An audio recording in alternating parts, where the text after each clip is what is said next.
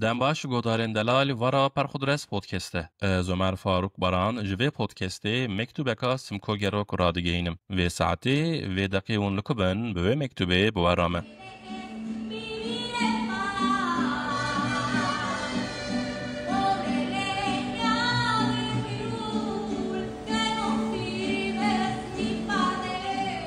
Sal 2023 nehatime Meksiko sitaya paytexta Meksiko. Pernime, gavê min ên pêşîne li vî bajarê hîn derekê nas nakim. Bawula xwe li otela xwe ya bi sê stik datînim û dibêjim ez ere minekî çarşû û merkeza bajêr bibînim ka çi heye çi tin heye. Darim metroyê ku pê herim meydana Zocaloyê. Meydaneka tarîxî ye Zocalo. Berî İspanyol werin van deran biheremînin seba Aztekan ciyekî bi qîmet bûye. İbadetxaneyên wan li bir bûne. Niha jî qesr û qonaxên serokan û dêr li vê meydanê ne. Bûye şûneka turîstîk. Li îstasyonê li benda metroyê me ku yekî wezîfedar tê bi îspanyolî tişekî dibêje ji min re. Ez jî dibêjim no hebla îspanyol yanî ez îspanyolî nizanim. Gava were dibêjim wezîfedar fehm dike ku ez ê xerîbim û bi pêçiyê xwe tabelayeka li ser dîwêr îşaret dike.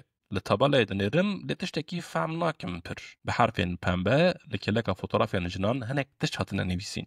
Dikevim Google Translate'ê û nivîsa li ser dîwêr li wergerê dixim. Google Translate dibêje tenê jin kanin li vê wagonê siwar bin. Ji xwe re dibêjim vana çi qas dîndarên Katolikîn yaw, çi qas Xrîstiyanên dîndarin. û berbi wagona mêr û jinan dimeşim, wagona tevlihev. Bi metroyê berbi meydana Zocaloyê vadarim e, gera mina li Îranê tê bîra min.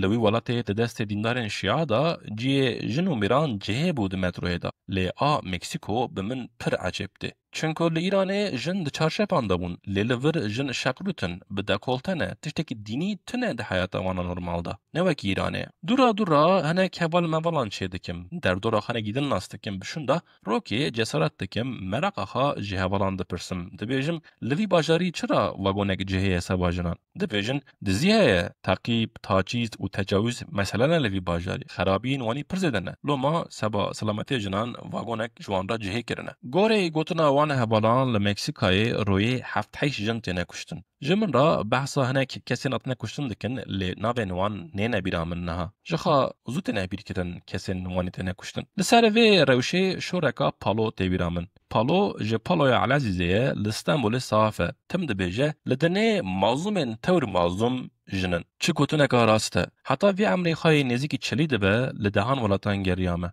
Xristiyan, Misilman, Zerduştî, ateîst, serdest, bindest, pisîkhez, milletên li ser çeman û gulan dijîn, qeraçîn heqîb li pişt wan, ewên li çiya dimînin, ewên ji çolên xwe dûr nakevin. Kê dibînim? Çi jî dibînim? Tim mîna gotina Paloye. Mazlûmên tewr mazlûm li vê dinê jinin.